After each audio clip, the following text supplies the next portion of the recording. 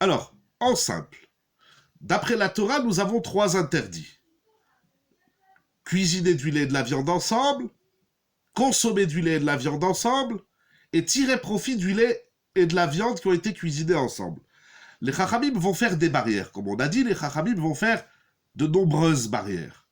Notamment, on ne mange pas de la volaille avec du lait, etc. On a vu également, on ne met pas sur la même table la viande et le lait. Il y a plein de xérotes pour nous aider à ne pas enfreindre la loi absolue de la Torah. Sans les xérotes des Chachamim, c'est-à-dire sans les barrières émises par les Chachamim, de toute évidence, nous allons glisser, et le risque, c'est que nous allons manger du lait et de la viande ensemble, ce qui est assour minatora.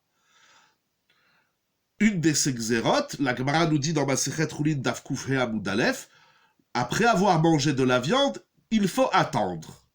On ne sait pas combien de temps. Oui, tout le monde sait qu'après la viande, il faut attendre 6 heures. Pourquoi c'est important de rentrer dans, encore une fois, ce que j'appelle la culture de la halacha, c'est-à-dire d'où viennent ces 6 heures. La Gemara ne parle pas de 6 heures. La Gemara nous dit que entre la viande et le lait, il faudra attendre le temps d'un repas. Qu'est-ce que ça veut dire attendre le temps d'un repas? Alors, Rav Yitzhak Yosef, le Rishon LeTzion dans Yalkut Yosef, nous allons voir les 3 heures, les 1 heure, nous allons y arriver. C'est pas tout à fait correct, c'est pas précis ce que vous dites, mais nous allons y arriver. Je disais, Rav Yitzhak Yosef, dans Yisur Ve'eter, Yalkut Yosef, il décompte 5 opinions dans la halacha quant à ce temps d'attente qui s'appelle Miserudata, les Serudata. La première opinion, donc d'un repas à l'autre. Tu as mangé de la viande, il faut attendre le temps d'un repas. Qu'est-ce que ça veut dire le temps d'un repas? La première opinion, c'est celle défendue par Tosfot et d'autres Rishonim, le Mordechai, Rabbeinu Yechiel de Paris. C'est rapporté dans le Rama, Ramoshe Serlich, le Bechor Shor, et d'autres poskim qui disent comme ça. Tu as mangé ta viande, tu as fini le repas, tu as mangé la viande, tu as mangé ton poulet, tu as mangé tes légumes, etc. Tu as fait Birkat Hamazon, tu as débarrassé, donc j'ai fini mon repas de viande. J'ai le droit, tout de suite après, de manger du lait, puisque la Gemara dit d'un repas à l'autre, c'est l'interdiction, et de consommer de la viande et du lait dans le même repas. Mais si j'ai fini mon repas de viande, j'ai le droit de manger du lait par la suite. Deuxième shita, deuxième opinion, c'est l'opinion de Rabbeinu Tam, du Baal Halachot Gedolot, qui est encore plus permissif. Il dit, même dans le même repas, j'ai le droit de manger de la viande et du lait, à la condition qu'après la viande, je me suis lavé les mains et je me suis bien rincé la bouche extérieure et intérieurement, alors j'ai le droit tout de suite après de manger du lait. Attention, je rapporte ces opinions. On ne fait pas comme ça à l'halakha, mais vous allez voir pourquoi il est important de connaître les différentes opinions dans la halakha.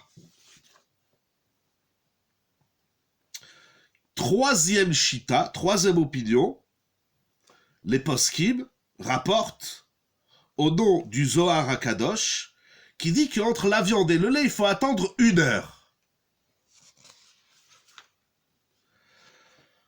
Nous avons enfin l'opinion par laquelle on va commencer. Nous avons l'opinion de la majorité des Rishonim, et c'est comme ça la halacha, qu'il faut attendre 6 heures. Pourquoi 6 heures? Parce que la Gemara, elle a dit, Delo achidla atseudata acharita. La Gemara, elle dit, donc Baroukba, il ne mangeait pas de lait jusqu'au repas suivant. Donc tu as pris ton premier repas de viande, ce n'est qu'au repas suivant. Et en général, de manière générale, d'un repas à l'autre, il y a au moins 6 heures. C'est l'opinion du Rambam, du Itour, du Chotraim, du Rashba, Rabbeinu Hananel, le Ritba, le Meiri, le Ran, le Oel Moed. Et c'est comme ça que le Tour et le Shulchan Aruch, dans Yoredea Siman Petet, qui ont stipulé la halakha. Donc, nous avons bien compris, il y a plusieurs opinions. Combien de temps devons-nous attendre entre la viande et le lait? Mais la halakha est stipulée clairement dans le Shulchan Aruch qu'il faudra attendre 6 heures. Première opinion que nous avons dit, c'est Tosfot qui dit tu as mangé de la viande, tu débarrasses, tu manges du lait. Deuxième opinion, c'est Rabbeinu Tam qui dit tu as mangé de la viande, dans le même repas, tu as le droit de manger du lait à la condition qu'entre la viande et le lait, tu te rinces les mains et la bouche, intérieur, extérieur. Nous avons l'opinion du Zohar qui dit 1 heure et la majorité des Rishonim qui pensent qu'il faut attendre 6 heures. Nous avons sur ces 6 heures une grande discussion qui est la chita du Pri Hadash. Le Pri Hadash, il dit un grand chidouche. Il dit, lorsque les poskim, les décisionnaires ont parlé de 6 heures, c'est pas précisément 6 heures, c'est-à-dire 6 fois 60 minutes, mais c'est le quart de la journée. Il dit que, par exemple, excusez-moi, il dit par exemple en hiver, les repas sont plus rapprochés qu'en été. En été, les journées sont longues, donc il faudra attendre 6 heures. Mais en été, ça peut aller jusqu'à 4 heures, 4 heures et demie. Alors attention, là aussi, les poskim, excusez-moi, nous disent, n'ont pas retenu l'opinion du Pri Hadash. Donc, en simple, si vous voulez en simple, et encore une fois, vous allez voir pourquoi c'est important. En simple, halakha concrète, il faut attendre 6 heures. Mais pourquoi il est important de connaître les opinions qui ont permis moins de 6 heures? Nous allons voir tout de suite 2 questions de halakha très importantes. Assez courantes d'ailleurs, vous allez voir. Au-delà de l'importance de la culture de l'étude. Donc, selon le Shulchan Aruch, et c'est la coutume des Sfaradim, c'est d'attendre 6 heures pleines.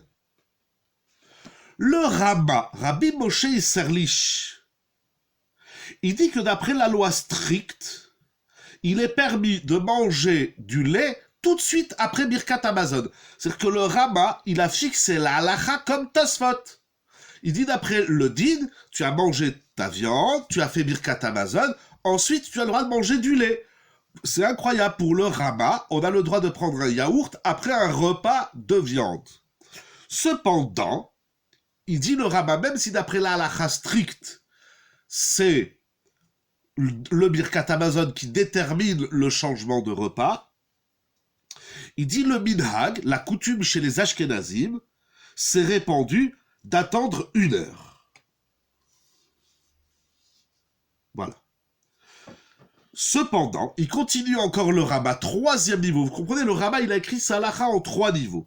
Premier niveau, il dit d'après la halakha stricte, tu as fait Birkat Hamazon de ton repas de viande, tu as le droit de consommer des produits lactés. 2e niveau, le minhag s'est répandu d'attendre 1 heure. Il continue 3e niveau, Sheyesh medakdekim lehamtin sheshot vechen nachon lasot. Ceux qui sont méticuleux dans la halakha vont attendre 6 heures, et il dit le Rama, vechen nachon lasot, et ainsi il convient de se comporter. Donc, c'est-à-dire que lorsqu'on dit que d'après les Ashkenazim, on n'a pas besoin d'attendre 6 heures, c'est pas tout à fait correct. Excepté certaines communautés, comme en Hollande, où il y avait même certaines communautés en France, c'est ramené dans les Rishonim, dans les décisionnaires, qui attendent 1 heure. Ils n'ont pas pris le minhag du Rama, c'est-à-dire le vechen nachon lasot. Pourquoi? Il y a plusieurs raisons. Encore une fois, il y a plusieurs chitotes. En tout cas, le Rama lui-même, il dit, il convient d'attendre 6 heures. Donc pour les Sfaradim, c'est la halakha qu'il faut attendre 6 heures. Pour les Ashkenazim, c'est nachon lasot, c'est-à-dire c'est minimum 1 heure, mais il convient malgré tout d'attendre 6 heures, nous dit le Rama. Les poskim, les décisionnaires contemporains, déjà les grands acharonim, comme le Yam Shel Shlomo, le Taz, le Shach, le Bet Lechem Yehuda, le Kanfei Yona, disent que pour les Ashkenazim aussi, il faudra attendre 6 heures. Donc au final, excepté quelques communautés, encore une fois comme en Hollande ou dans d'autres communautés peut-être ailleurs dans le monde, d'après tout le monde, Sfaradim, Ashkenazim, pour tout le monde, il faudra attendre 6 heures. Et ils disent les poskim, le Pri Megadim, le Migdal Oz, le Chaye Adam, le Aruch HaShulchan, le Chafetz Chaim, ils disent que dans ces dernières générations, Oui, tout à fait, quelle que soit la couleur de la viande, c'est-à-dire que ça soit de la viande animale ou de la volaille, il faudra attendre 6 heures. Donc je disais, c'est Poskim, le Pri Megadim, le Migdalos, le Chochmat Adam, le Aruch HaShulchan et le Chafetz Chaim disent que il n'y a plus de minag de moins de 6 heures. Ça veut dire, excepté vraiment quelques communautés comme la Hollande, même un Ashkenaz, il doit être mahmir et il doit attendre 6 heures. Et c'est ce qui s'est répandu dans la majorité des communautés ashkénazes. Et certains poskim, le Chochmat Adam, donc le Chaya Adam dit, est celui qui mange de la viande, du lait à moins de 6 heures après de la viande, comment on va dire, il dit, il transgresse l'otitosh toratimecha, il est poretz geder, c'est extrêmement grave, donc même pour les Ashkenazim, de ne pas attendre 6 heures. Excepté dans des cas exceptionnels, dont nous allons parler de 2 cas ce soir. Il y a plusieurs exemples dans la halakha, mais nous allons parler de 2 cas très intéressants, et pas seulement intéressants, ce sont des cas qui sont extrêmement fréquents. Je vais vous dire les she'elot, et nous allons rentrer dans le développement et dans la conclusion de la halakha. Les 2 questions sont les suivantes. La première question, une personne qui a mangé de la viande. Alors d'abord, il faut être... Excusez-moi. Il faut préciser que donc l'interdit de consommer de la viande avant 6 heures, ça a été répandu dans tout le clan Israël. Il faut préciser un point important. Selon toutes les chitotes, encore une fois, excepté quelques communautés européennes, tout le monde attend 6 heures. Très bien. Ces 6 heures-là, on les calculera à la fin de la consommation de la viande et non à la fin du repas. Un exemple. Vous prenez votre repas, il est midi. Vous prenez vos salades, il est midi 15. Vous parlez, vous discutez, vous papotez, il est midi 30. À 12h30, on vous apporte le repas de viande. Le steak, les entrecôtes, le poulet. Vous mangez votre viande, il est 12h30. Et imaginons que ça traîne, on déguste, on prend notre temps, on regarde sa montre et on voit qu'à 13h, on a fini de manger de la viande. On a fini la viande. Ensuite, on va manger des endives, on va manger des salades, on va discuter, on va bavarder, et on va faire Birkat Hamazon, et on va prendre le dessert. Et imaginons qu'on fait Birkat Hamazon, il est 14h. À partir de quel moment on compte les 6 heures? Midi 30, dans notre exemple, 13h ou 14h? Qu'est-ce que vous en pensez? Excusez-moi. Alors, exactement, vous avez gagné, vous avez raison. On calculera les 6 heures lorsqu'on a fini de consommer la viande. Donc, dans mon exemple, si à 13h j'ai fini de manger de la viande, même si mon repas il va traîner et après il y a les desserts, etc., peu importe, à 13h j'ai fini, donc je fais 13h plus 6 heures, ce qui fera donc 19h. À partir de 19h, j'aurai le droit de manger du lait. Là, on calcule les 6 heures à la fin de la consommation de la viande et non à la fin du repas. Très bien. Maintenant, il y a 2 cas, mais vraiment, ils sont d'une fréquence assez, je dirais, surprenante. Le premier cas que nous allons traiter, c'est une personne qui a un doute. C'est-à-dire, je ne sais pas exactement à quelle heure j'ai fini de manger de la viande. Moi, j'ai parlé d'un Suisse ou d'un Yéké, quand il a fini la dernière bouchée de viande, il a avalé, il regarde sa montre, il voit, il est 13h. Mais c'est pas tout le monde qui regarde sa montre lorsqu'il a fini sa viande. Donc, on finit son repas et on a un doute. On ne sait plus si on a fini à 13h15, ou à 13h20, ou à 13h10, ou à 13h35. on ne sait pas, on a un doute si les 6 heures sont passées ou pas. Parce que si j'ai fini à 13h15, ça fera 19h15. Si j'ai fini à 13h20, ça fera 19h20. C'est à la minute près. On joue pas avec cette sougia. C'est pas bon, ça va, on a attendu à peu près 6 heures, et là, il va craquer devant sa glace au lait ou devant son yaourt du soir. Non, non, non, c'est vraiment 6 heures pleines. C'est même pas 5h31, on regarde pas la majorité de la 6e heure, c'est 6 heures pleines, 6 fois 60 minutes. Donc, première question que nous allons traiter, celui qui a un doute, il rentre le soir pour prendre son repas, il sait qu'il a fini aux environs de 13 heures, mais il ne sait pas à la minute près à quelle heure il a terminé, et donc à partir de quel moment il aura le droit de consommer du lait. Ça, c'est la première question, et ce sont des choses qui arrivent souvent. La deuxième question, très importante dans la halakha, qu'on va voir d'ailleurs que cette question, elle va toucher d'autres domaines, c'est une personne qui a mangé à midi de la viande. Elle a fini vers 13h, elle a fini sa viande. Et voilà que dans l'après-midi, vers 16h, elle va prendre un chocolat au lait. Et donc elle prend son chocolat, par exemple, des aliments cuits dans du jus de viande à la même statut que d'avoir mangé la viande. Ce soir, je répondrai par simplement oui. C'est écrit comme ça dans la halakha que même par exemple, vous avez mangé des pâtes qui ont été cuisinées avec un jus de viande ou des haricots verts, ça s'appelle tavshil shel basar, d'après le Shulchan Aruch. En tout cas, halakha le maaseh, il faut attendre aussi 6 heures. Mais vous posez une bonne question. On reviendra, Bezrat Hashem, à l'occasion, sur cette question de façon plus détaillée. Donc voilà que je récite la bracha, Baruch ata Hashem, Elokeinu melech haolam, she'akol liya midvaro, sur mon chocolat au lait, ou sur mon yaourt, mais avant de consommer mon chocolat, je me rends compte que je n'ai pas encore traversé les 6 heures. Je dis, oulala, dans ma tête, je me dis, parce qu'il ne faut pas parler après une bracha, sinon, bien évidemment, c'est une interruption. Donc, il est 16 heures, je prends mon petit goûter, je prends un chocolat au lait ou un yaourt au lait, et je fais la bracha chez Akol, ou un gâteau au fromage, etc. Et je dis, mais mince, dans ma tête, je me dis, mais j'ai fini de manger, il était 13 heures. Or, maintenant, il est 16 heures.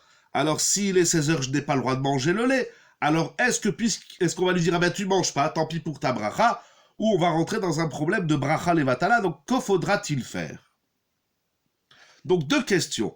En hébreu, la première question, c'est le mesoupak. Celui qui a un doute, est-ce que les 6 heures sont passées? Doit-il attendre encore, ou bien il peut déjà consommer le lait? Deuxième question, très fréquente, ce sont des questions qui sont extrêmement fréquentes, c'est celui qui a récité une bracha sur un aliment à base de lait dans les 6 heures, sachant que les 6 heures ne sont pas passées, que doit-il faire? Alors, question par question. À propos du mesoupak, c'est-à-dire celui dont, comme on l'a dit, il a un doute si les 6 heures sont passées ou non.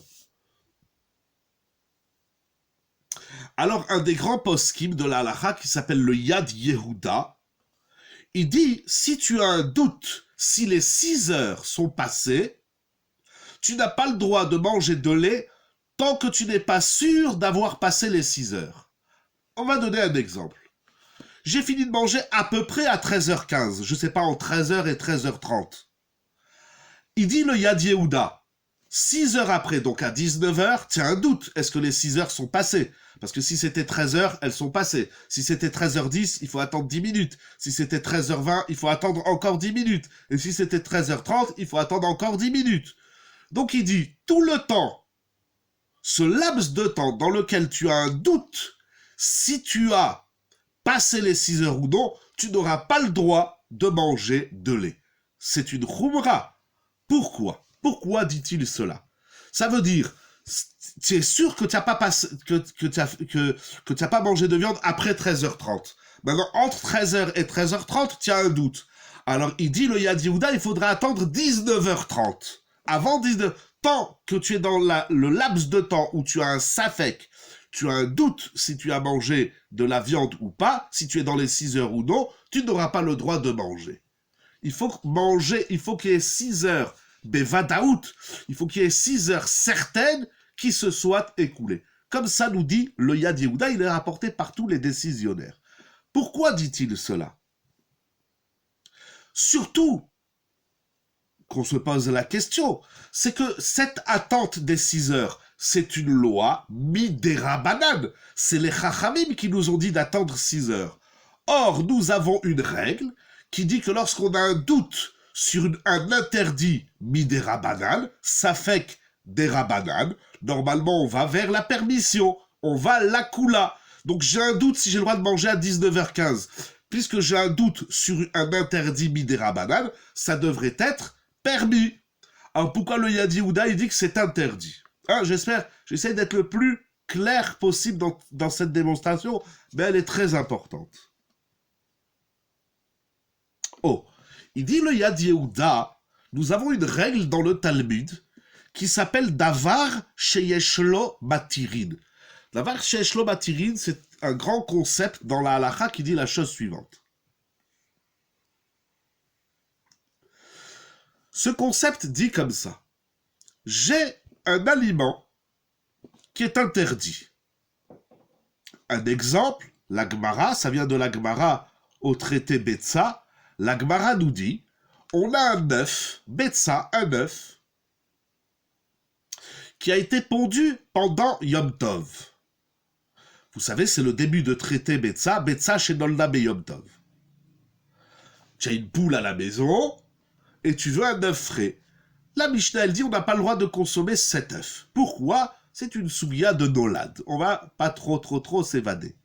C'est-à-dire que c'est un aliment qui n'était pas là à l'entrée de Yom Tov, donc il est interdit.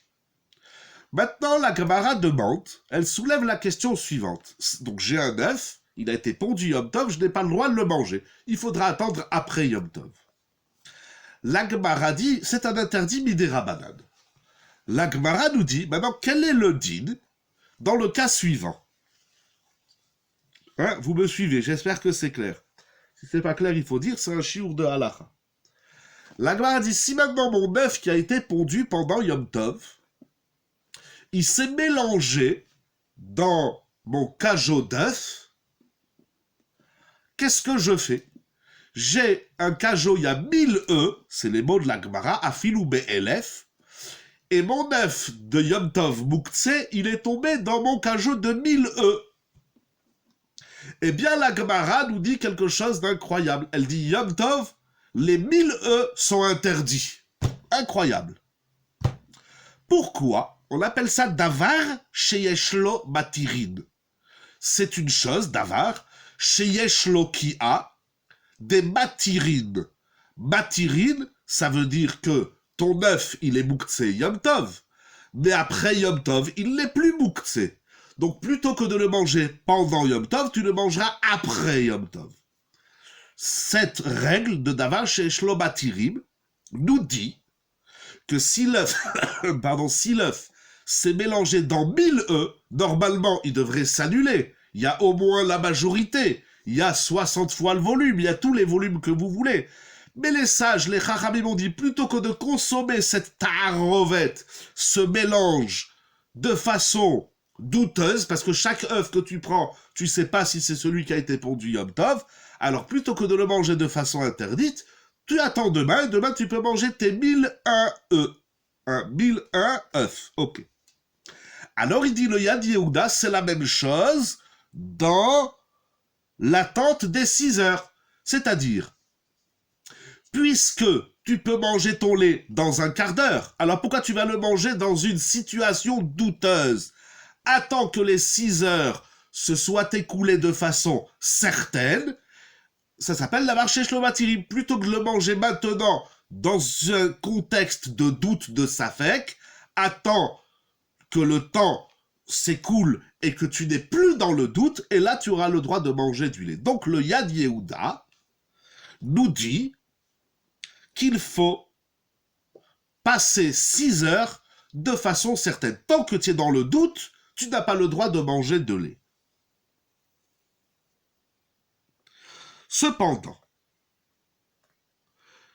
tous les décisionnaires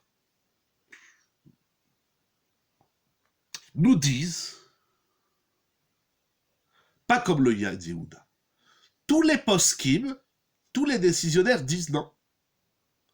Si tu as un doute, tu peux manger du lait. C'est-à-dire, je ne sais pas si j'ai fini de manger, il était 13h ou 13h15, je ne sais pas, je ne sais plus. Eh bien, tu as le droit de manger du lait à partir de 19h. Tu n'es pas obligé d'attendre que le temps y soit sûr. C'est-à-dire que lorsque... ça veut dire, j'allais dire à peu près, non, c'est pas à peu près. J'ai attendu 6 heures. Mais je ne sais pas s'il me manque 5 minutes ou 10 minutes, je ne suis pas obligé d'attendre 10 minutes. J'ai le droit de manger du lait, même dans ce laps de temps où j'ai un doute. Ça veut dire avant 19h, c'est sûr, c'est assourd. Je sais qu'il était au moins 13h. Donc de 13 à 19, ça fait 6 heures. Mais peut-être qu'il était 13h10. Alors est-ce que je dois attendre 19h10 ? Peut-être qu'il était 13h25. Est-ce que je dois attendre 19h25 ? Et ainsi de suite. Donc le Yad Yehuda et Mahmir, il dit tu attends d'être sûr de ne plus donc avoir de doute. Mais les décisionnaires, tous les Acharonim, excepté le Badea Shulchan, il dit celui qui s'appuie sur les Mekilim, sur ceux qui permettent, il a sur qui s'appuyer, ou quand on a vraiment besoin, mais sinon, à part le Badea Shulchan, tous les poskim nous disent qu'on a le droit de consommer du lait, même si on n'est pas certain, à 5, 10, 15 minutes près, je ne sais plus s'il était 13h ou 13h15, à 19h, j'ai le droit de manger du lait. Incroyable. Le chidouche dans cela, c'est l'opinion de Rav Yitzhak Yosef dans Yalkut Yosef. Pourquoi c'est un chidouche ? Parce qu'il écrit la chose suivante. Il dit, ici, en vérité, nous avons ce qu'on appelle dans la halacha un double safek. Sfek, sfeka. Premier safek, ça veut dire que la halacha, on tient compte non seulement des paramètres qui créent un doute, un safek. Alors on va voir si c'est un safek d'Oraita, de la Torah ou un safek des Rabbanan. Par exemple, quelqu'un qui a un doute s'il a fait Birkat Hamazon, il a un safek d'Oraita, il doit refaire Birkat Hamazon. Quelqu'un qui a un doute, est-ce qu'il a fait le schéma ? Safek d'Oraita, il doit refaire le schéma. Etc.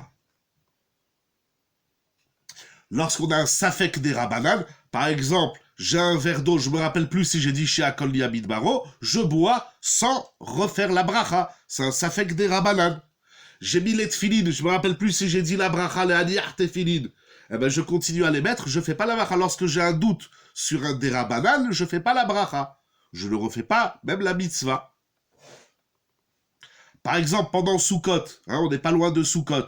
Alors, la mitzvah du loulav, durant les 7 jours, elle est des Rabbanan. D'après la Torah, la mitzvah du loulav, c'est 1 jour. Alors maintenant, on est le 4e jour de Sukkot, et je me rappelle plus si ce matin, j'ai fait le loulav. Je ne suis pas obligé de le faire. Safek des Rabbanan, on ne fait pas. Ça, c'est lorsqu'il y a un safek. Maintenant, il y a des situations où on a un double safek. Ce qu'on appelle sfek, sfeka. Alors, on va le faire ici, vous allez voir, c'est très intéressant. Premier doute, et la règle dit qu'on a le droit de cumuler les interrogations. Attention, il ne faut pas s'amuser avec ça, il faut suivre, bien évidemment, ce que les décisionnaires proposent eux-mêmes. Le principe de Sfek Sfeka, il vient déjà de la Gemara. C'est pas un concept qui a été innové par les décisionnaires contemporains, ça vient déjà de la Gemara. Il y a des livres entiers pour expliquer qu'est-ce qu'un Sfek Sfeka. Donc lorsque les poskim le font, on a le droit de le faire. Alors Rav Yitzhak Yosef, le Rishon LeZion, il dit la chose suivante. Premièrement, on a un safek. Rappelez-vous par quoi on a commencé. On a commencé à dire combien de temps il faut attendre. Et on a ramené plusieurs opinions. Que d'ailleurs, ça me revient maintenant, j'ai oublié parmi ces opinions de rapporter celle du Harizal. Rabbi Chaim Vital, il disait que le Harizal, après qu'il a mangé, le jour où il a mangé de la viande, il ne mangeait pas du lait. Il attendait le lendemain. Celui qui fait tout comme le Harizal, il faudra qu'il sera marmire. Ça veut dire user de sévérité. Si tu as mangé de la viande à midi, tu attendras demain matin pour manger du lait. C'est la hanaga du Hari Akadosh. Donc, on a ramené plusieurs opinions. Est-ce qu'on se suffit de se laver les mains et la bouche ? Est-ce qu'on peut manger après le Birkat Hamazon ?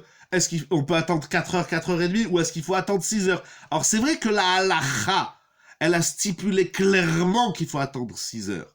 Mais lorsque la halakha, elle donne un avis, lorsque le Shulchan Aruch, il dit, il stipule, il dit voilà, c'est ça la halakha, il faut attendre 6 heures, il n'est pas en train d'éjecter, chas v'shalom, les autres opinions. C'est-à-dire les autres opinions existent, qu'on va utiliser dans des cas extrêmes, notamment celui-ci. Ça veut dire, c'est vrai, le Shulchan Aruch, Rabbi Yosef Karo, et le Rama, Rabbi Moshe Serlich, et tous les décisionnaires Sfaradim et Ashkenazim nous ont dit qu'il faut attendre 6 heures.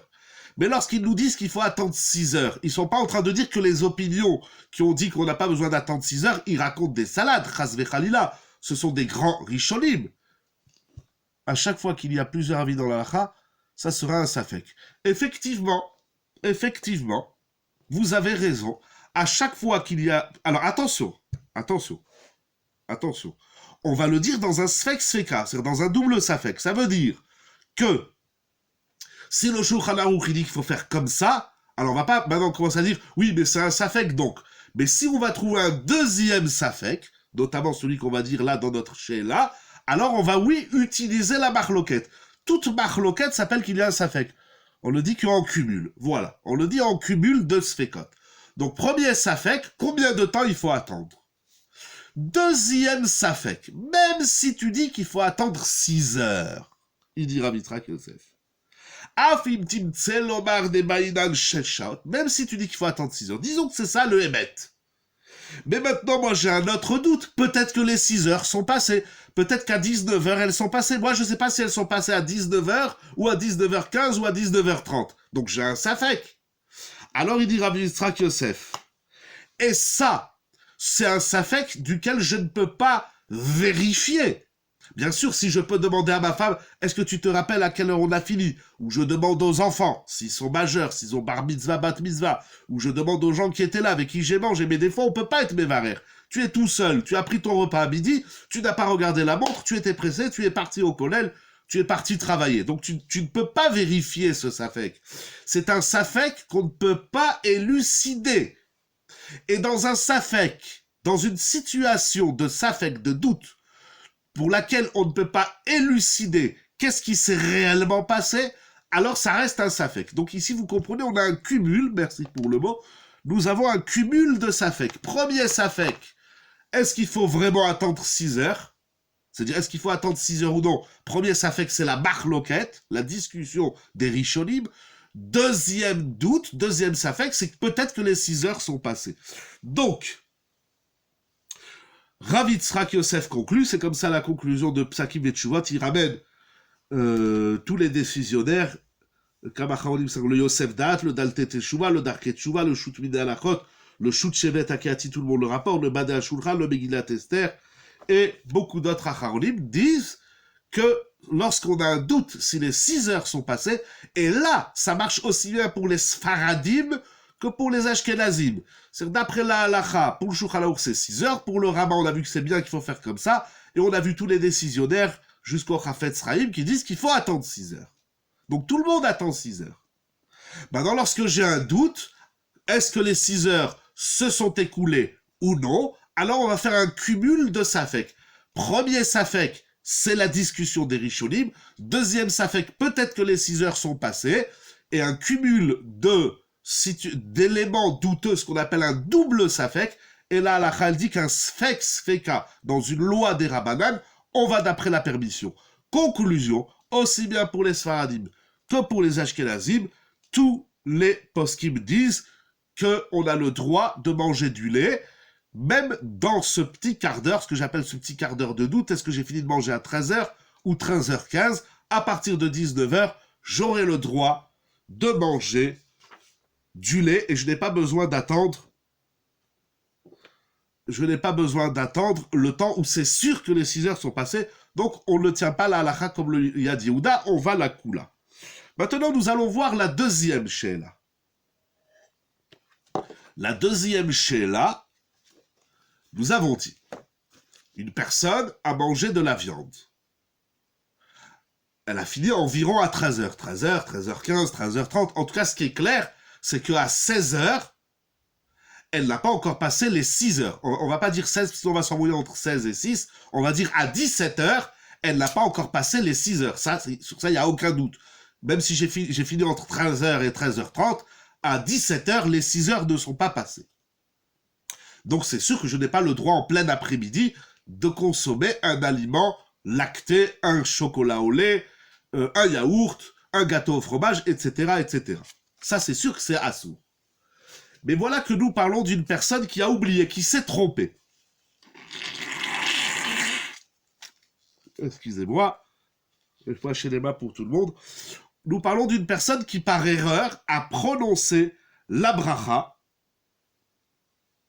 de Sheakol, par exemple, sur son yaourt à 17h. Alors, il dit Sheakol Yamid Baro. Mais avant de consommer son yaourt, il se dit dans la tête, mais qu'est-ce que j'ai fait?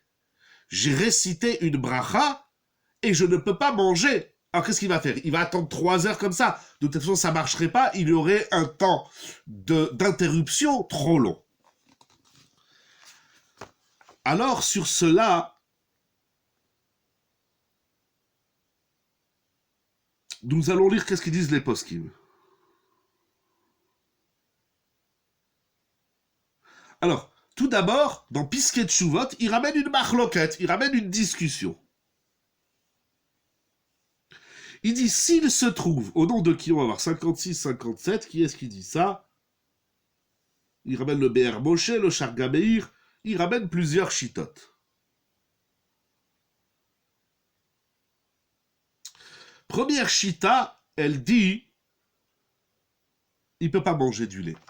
Il doit dire Baruch Shem Kevod Malchuto Leolam Vaed. Il peut pas. Surtout s'il est dans la première heure. Ça veut dire à 14 heures, il veut manger du lait. 1 heure dans la première heure, après avoir consommé la viande, il n'a pas le droit de manger du lait. Ah, mais il a dit une bracha. Sheakol li Yamid Baro. Baruch ata Hashem Elokeinu melech haolam Sheakol li Yamid Baro. Eh bien, il dira Baruch Shem Kevod Malchuto Leolam Vaed. Voilà. Incroyable. Cependant, Rav Ovadia Yosef alav Shalom dans Yabia Omer,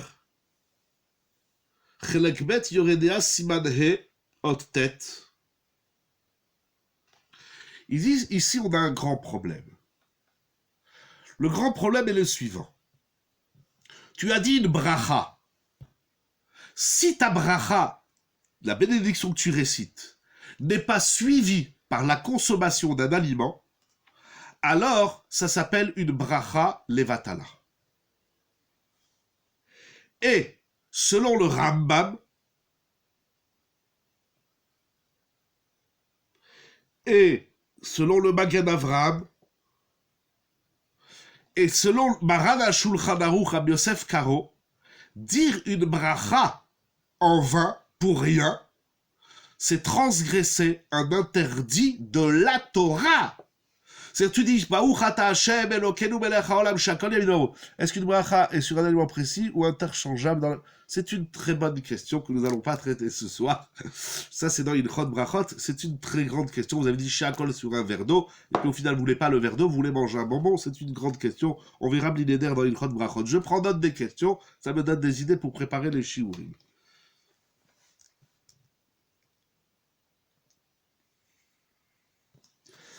Alors, il dit Rav Yitzhak Yosef, le Rishon LeTzion dans le Yalkut Yosef, étant donné que réciter une bracha en vain, là tu dis Sheakol Yamid Baro et tu manges rien. Tu as enfreint une loi de la Torah. Ce qui est très grave, parce que dans la Torah, il est dit Lo tisa et Shem Hashem lashav. Tu ne prononceras pas le nom d'Hashem en vain. C'est une très grande discussion si c'est un interdit de la Torah ou des Rabbanan. Comme nous avons dit, d'après le Rambam et le Shulchan Aruch, réciter une bénédiction qui n'est pas suivie par la consommation d'un aliment, c'est une bracha en vain. Il faut savoir aussi, on l'avait dit Bismano, il faut savoir aussi que ça arrive, vous êtes au milieu, vous prenez un repas, par exemple. Faire très très attention à ça. Vous prenez un repas sur lequel vous n'avez pas fait motzi. Donc vous allez réciter des bénédictions sur chaque aliment que vous consommez. Vous allez dire, par exemple, d'abord Boré Piradamas sur votre salade de tomates. Et voilà que après vos salades, on va vous amener de la viande et des haricots verts. Donc sur la viande, vous allez dire Sheakol Niyamid Baro. Mais sur les haricots verts, il ne faut pas redire Boré Piradama, vous l'avez déjà dit sur les tomates. Mais ça arrive malheureusement assez souvent qu'au milieu du repas, on nous amène un légume, des frites, des haricots verts, des petits pois, ce que vous voulez, et puis on se met à dire Boré Piradama.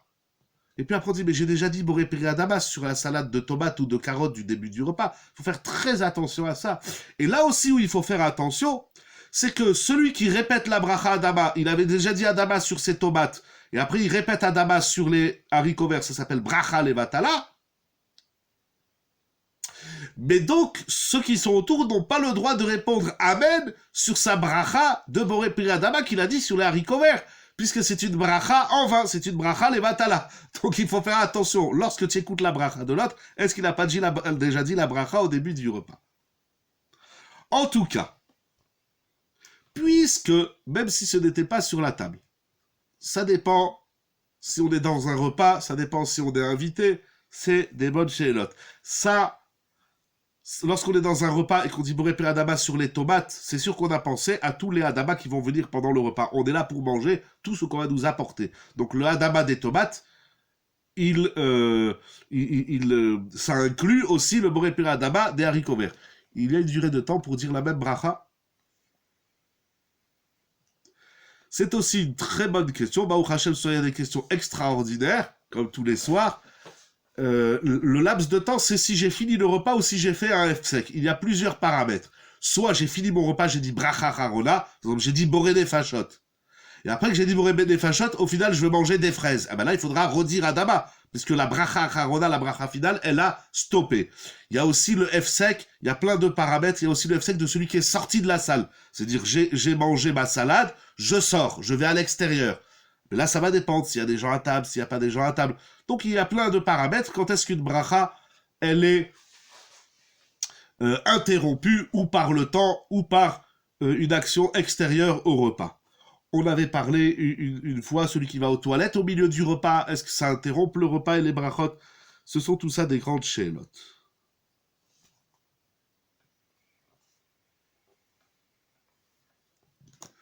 Oh. Alors il dit Rav Yitzhak Yosef, si l'interdiction de la bracha levatala c'est un interdit minatora, alors c'est, donc tu as dit chez Akol sur ton yaourt à 17h, et l'interdiction de manger dans les 6h c'est une loi des Rabbanan, c'est sûr que la loi de la Torah l'emporte sur la loi des Rabbanan, donc il faudra goûter un petit peu c'est pas il prend une grande cuillère de yaourt, il prend vraiment un chouïa, un petit peu de yaourt, il met sur la langue, et pour sortir du problème de bracha levatala.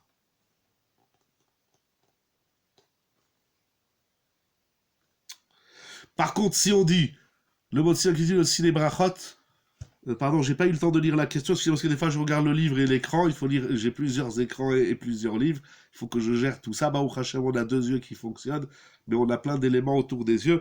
Donc en tout cas, si vous voulez renvoyer la question avec plaisir, donc le mot de inclut-il aussi les brachot du dessert, fruits par exemple, le mot de non, ça non, pour répondre à votre question, ça non, c'est lorsqu'on dit abotzi les chamidaret, le pain inclut de dispense de bénédiction seulement les aliments qui viennent dans le repas, la fête et tapat, c'est-à-dire qu'ils vont accompagner le pain. En général, une banane, on la mange pas avec du pain, ni des fraises, donc si on a fait un motzi, les fruits qu'on amène au milieu du repas ou à la fin du repas, il faudra réciter la bracha. Il y a la question, mais c'est pas le sujet de ce soir, il y a la question de la glace, il y a la question du café, et il y a la question des mésonotes qu'on prend en fin de repas. Le mieux, c'est de les prendre à la fin, après le Birkat Amazon, sinon on va rentrer dans des chélotes, mais on reviendra tout ça en détail. En tout cas, pour répondre simplement à votre question, le motzi n'inclut pas les fruits, les desserts. Donc, si on dit que bracha levatala, c'est une loi de la Torah, alors bien évidemment, celui qui a dit sheakol yamid baro, ça l'emporte sur l'interdiction de manger du lait dans les 6 heures, alors il goûtera un petit peu de lait pour sortir de la bracha levatala. Si par contre on dit que la bracha levatala c'est un interdit midé Rabbanan, telle est l'opinion de Tosfot, du Rashba, du Ramban, alors pour eux, un des Rabbanan ne repousse pas un des Rabbanan, il a dit sheakol yamid baro pour rien, il ne pourra pas goûter. Toutefois, selon Tosfot, on n'a pas besoin d'attendre 6 heures. Donc pour Tosfot, s'il a dit Sheakol Yamid Bao, c'est sûr qu'il peut goûter. Donc au final, il dit Rav Yitzhak Yosef, que tu dises que c'est des Raïta ou des Rabanan, d'après tout le monde, il faut goûter un petit peu, mais vraiment un chouïa, ça veut dire c'est une goutte de yaourt, c'est un tout petit morceau de chocolat au lait, et pas plus, pour éviter la bracha levatala du Shulchan Aruch et du Rambam. Alors, je disais, on va aller très vite, il reste pas beaucoup de temps, je disais que cette question de bracha levatala, Rav Yitzhak Yosef recense 8 questions, je sais pas si on va toutes les dire, on va en dire quelques-unes, où on est confronté à ce problème de bracha levatala lorsqu'on a une interdiction de manger. C'est-à-dire, je n'ai pas le droit de manger, mais voilà que j'ai dit une bracha. Alors, est-ce que la bracha, et en général, on va dire que la bracha levatala, elle est deoraita, donc dans ces cas que nous allons dire, il faudra toujours goûter un petit peu. Alors, première question, avant la Havdalah, on l'a rappelé aussi il y a quelques temps, on a parlé de Ilchot Havdalah, vous savez qu'avant la Havdalah, on n'a pas le droit de manger et de boire. C'est assou, vous vous rappelez, on a vu que c'est Kavod Shabbat, c'est pas Shabbat, il s'en va et on mange comme ça, il faut réciter la Havdalah, surtout que la Havdalah, d'après beaucoup de Rishonim, le Rambam, le Sefer HaChinuch, et beaucoup de Rishonim, c'est une mitzvah de la Torah. Donc avant la Havdalah, samedi soir, on n'a pas le droit de manger. On goûte pas un gâteau, on prend pas un café, on mange rien, on rentre à la maison, on fait Havdalah, et après on fait Serouda et vite, on mange ce qu'on veut. Mais voilà qu'une personne a fait l'erreur de dire une bénédiction sur un aliment. Il dit Borémine Mezonot, il voit un bon gâteau, il dit Borémine Mezonot, mais avant de le manger, il se rappelle qu'il n'a pas fait la Havdalah. Quel sera le din? Alors pour la Havdalah, les Acharonim nous disent qu'il aura le droit de goûter aussi un petit morceau de gâteau. Pourquoi? Parce que la bracha levatala, c'est un interdit de la Torah, et l'interdiction de manger avant l'Havdalah, c'est un interdit midé rabanan. Et là, encore une fois, le Deoraita l'emporte sur le des rabanan. Deuxième question intéressante.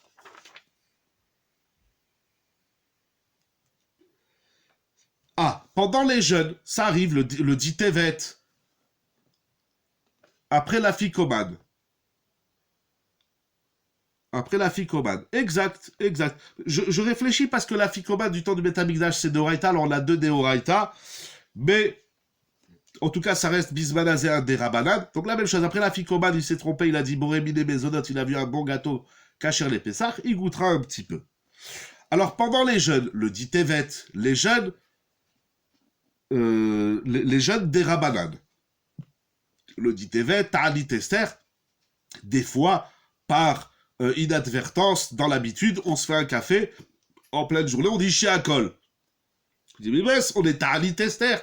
Alors là aussi, il goûtera un petit peu, pour sortir du problème de Bracha Levatala. De même, celui qui a mangé de la viande, normalement, après Rosh Chodesh Av, ce qu'on appelle la semaine maigre, on ne mange pas de viande. Maintenant, quelqu'un s'est trompé, on est le 3 Av, et puis il y a de la viande, excepté les cas exceptionnels, quand c'est une Brit Mila ou autre, et lui, voilà, il a dit Sheakol Yamid Baro, il a vu une charcuterie, il a vu de la viande, il dit Sheakol. Là aussi, il goûtera un petit peu, parce que la bracha levatala, c'est un interdit de la Torah, et ça l'emporte sur ce qui est midé rabanan. Alors, une dernière question, nous allons terminer avec ça. Alors ça, c'est très intéressant. Nouveau cas. Donc, on a dit, le Messoupak, celui qui a un doute si les 6 heures sont passées ou non, il a le droit de manger du lait. Celui qui a récité une bracha de Sheakol, par exemple, ou Mezonot, si c'est un gâteau au fromage, il a dit Sheakol ou Mezonot sur du lait. Il sait qu'il est dans les 6 heures, puisque bracha levatala, c'est un interdit de la Torah, il aura le droit de goûter un petit morceau pour éviter le problème de réciter une bénédiction levatala. Maintenant, allons plus loin. Nous avons une personne, il est 17 heures, donc elle sait que les 6 heures ne sont pas passées, et cette personne, elle dit Sheakol sur son café au lait, ou elle dit Sheakol sur son yaourt. Donc il a commencé et il mange le yaourt. Et au milieu, qu'il est en train de manger son yaourt, il dit, mais mince, j'ai pas passé les 6 heures. Alors,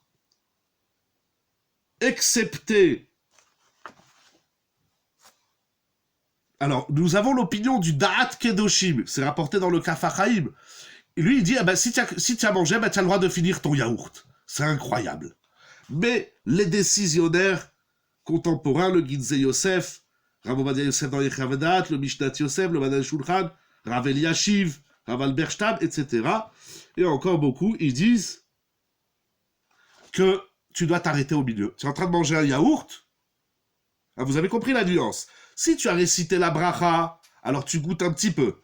Si tu as oublié complètement, il est dit ça, tu as complètement oublié ce que tu as mangé à midi, tu manges ton yaourt, et au milieu, tu te rappelles que les 6 heures, très bonne question, si au milieu de ta consommation du produit lacté, tu te rappelles que les 6 heures ne sont pas passées, alors là, il faudra s'arrêter tout de suite.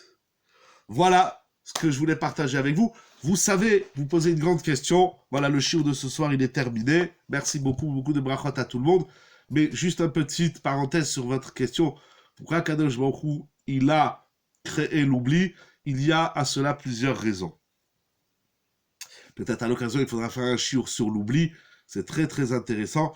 Mais ce soir, j'ai envie de vous dire qu'Akadosh Baruch Hu, il n'a pas créé l'oubli. C'est-à-dire, oui, Akadosh Baruch Hu, il a tout créé, bien évidemment.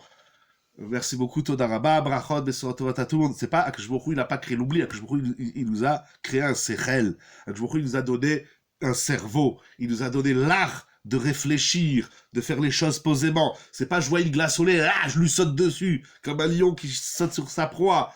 C'est pas je vois un chocolat au lait, comme un sauvage, j'arrache la tablette et je la mange. Un juif, tout ce qu'il fait, il le fait posément. Benachat. Beyishuv Adat. Si tu as oublié, la Gemara elle dit dans Masechet Betsa que celui qui oublie, c'est un fauteur, c'est un poshéa. Il faut faire tchouva sur ce que nous oublions. Ah, des fois on oublie son... Qu'est-ce qu'on oublie? Son sac, ses clés. On oublie même où on habite, on ne sait plus où on est. C'est un problème. Un Ben Israël, il doit avoir la tête sur les épaules et on n'a pas le droit d'oublier. Il y a des choses qu'on oublie, c'est pas très grave. Mais je crois que j'ai lu un jour un chidouche, si je me trompe pas, c'est dans Minchat Toda de Rav Chaim Kanievski, Shalita. Je crois qu'il dit comme ça à peu près, il faut vérifier, mais c'est l'idée que j'ai en tête, que j'ai un peu oublié, c'est le cas de le dire.